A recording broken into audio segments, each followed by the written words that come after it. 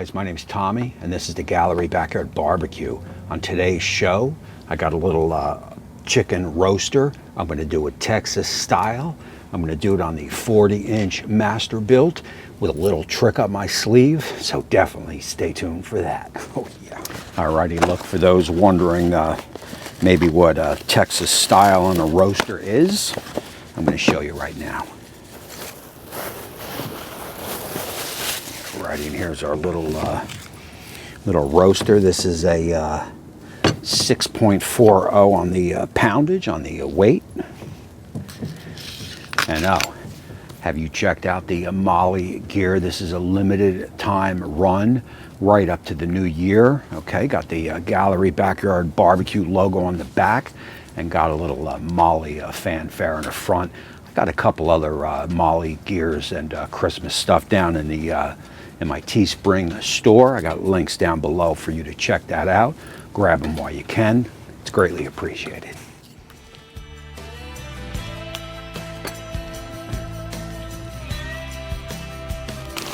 And I'll tell you, I love cooking these little roasters. I mean, this one costs $9. You can get them anywhere from $7 to $9, and you'll feed, you'll easily feed 3-4 people depending on the size.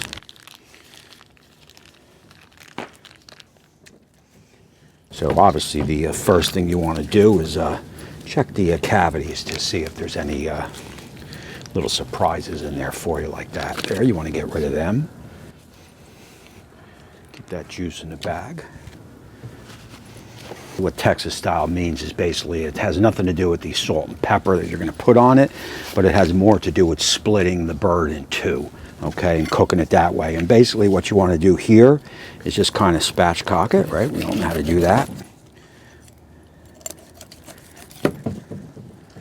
Okay, and you got a backbone that runs along here, so you basically just want to just cut that away.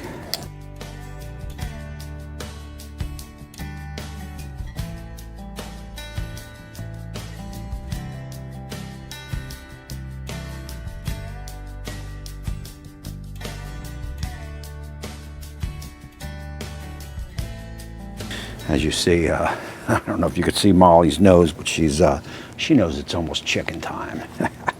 You got a backbone, or a breastbone, I should say, right here.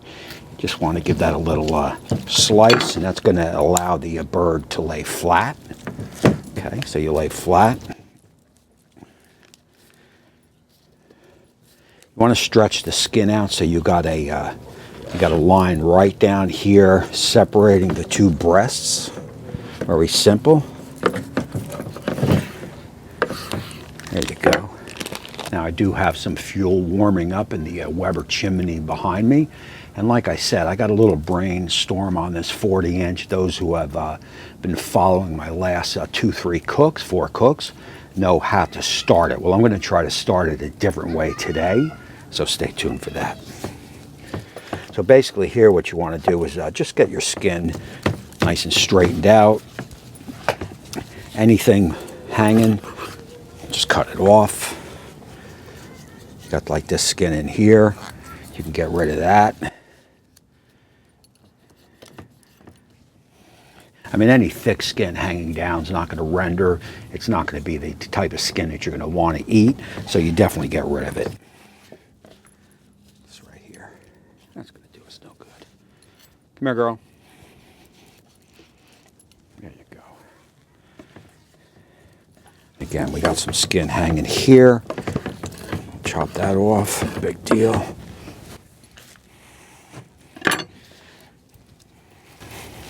All right, so look, what I'm going to use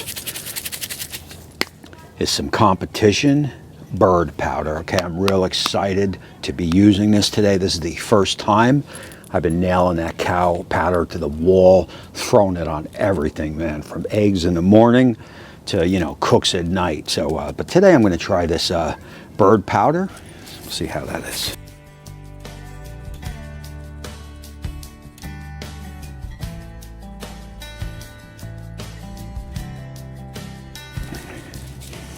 Man, I've been thinking about this cook now for the last couple days. No binder needed. Make sure you pull that wing back, get some goodness on that wing there.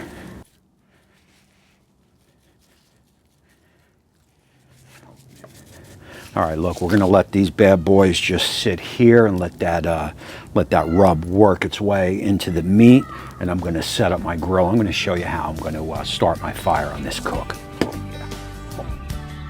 So look, basically what I'm gonna do here is start the pit, kind of like you would start a Weber kettle, right? You put some unlit fuel in the kettle, and then you hit it with a half to a full of lit chimney.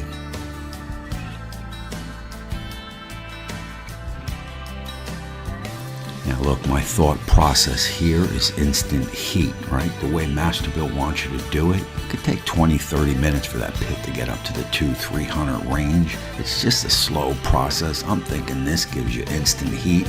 And look, we're only using about a quarter, maybe a little under a half a bucket. I'd say even a quarter. That's it.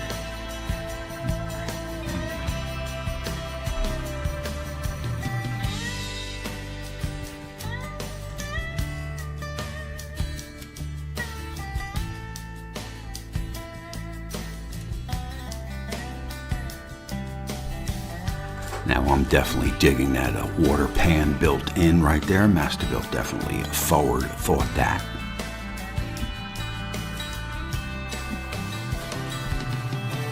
And now with the master way of lighting the pit, you got to leave that door open. With this method here, instant heat.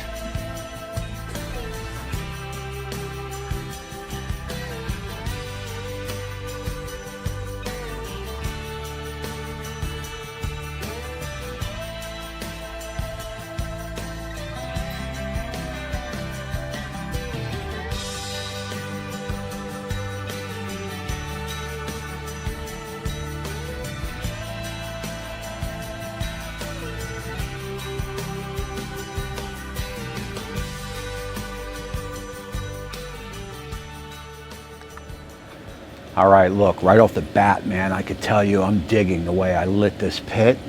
Immediately, the temperature, once I put the charcoal in, immediately the temperature, as you saw, was 180 Fahrenheit. Within maybe 5-6 minutes, we're at 321 Fahrenheit. And that's pretty impressive considering lighting it the way they want you to light it. To get up to 350 Fahrenheit could take you 20 minutes. Okay, so I think it cut it more in half, but you're cooking immediately, which is, you know, huge. You digging that or what? I still have a little bleed through here, as you could see, a little discoloration, and I'm okay with that because these doors come off so easy that, you know, I can put a better seal down on the bottom. Maybe a seal needs to be adjusted on that door there. So easily I could take this door off in a matter of 3 seconds, just tape up the glass and hit it with a little bit more blue and cover that right up. So it's okay, it's experiment, but I'm digging my bowl, I'm digging my stars, I'm digging this pit.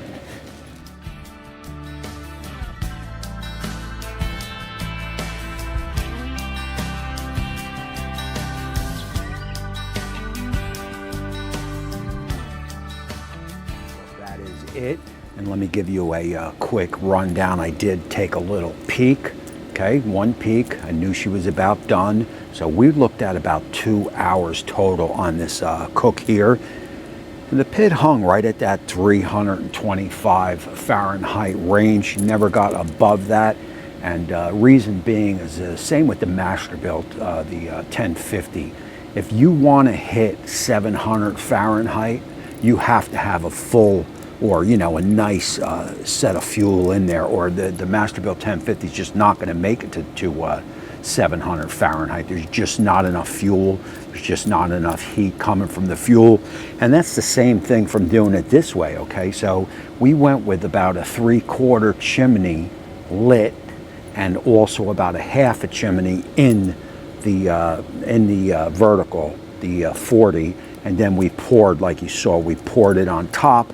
So what were we, about 1.5 on the Weber chimney? But hey, that's awesome because she's 259 now, so she's starting to come down. But she'll hang at that 259, 260 probably for another hour, 2 hours, maybe 3 hours. she's just not going to get no hotter. Okay, so you know, I was impressed. I dig that. So anytime you go do something like, say, like a rib, where you know it's going to be a 4-hour cook. Again, I was 2 here. I would do it the exact same way, because she'll hang hot. She'll hang about that, you know, about that 3 1/4, and she'll slowly start to come down. And I think she'll hold on that 4-hour cook. It's a no wrap rib, and I got that on deck coming soon. So let's get these off. Let's get them up on the board, because it is dinner time. We are setting up the tree, and I'm pretty jacked. So look, I'm not going to play around with the cameras, moving them around. I got one here on the board, and I got one here on me. I'm going to go over, take it off, and you'll see it on the board.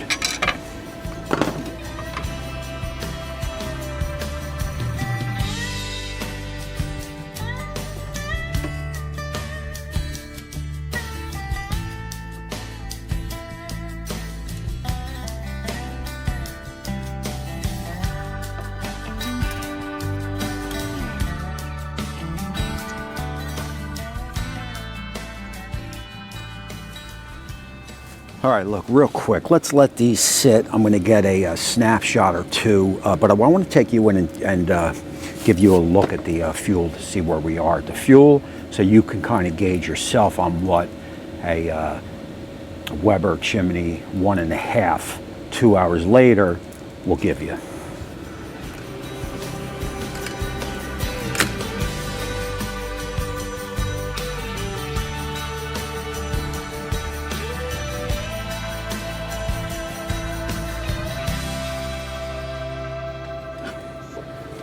Time to cut this bad boy open, because it's time to eat. Oh yeah.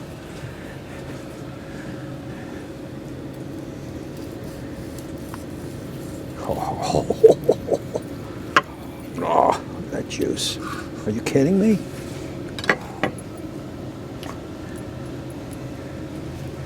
Man, oh man, I hope the camera picked up that juice. Anyway, quick taste test. Cheers.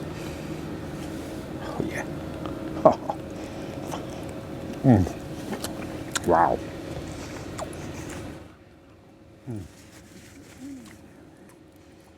Wow.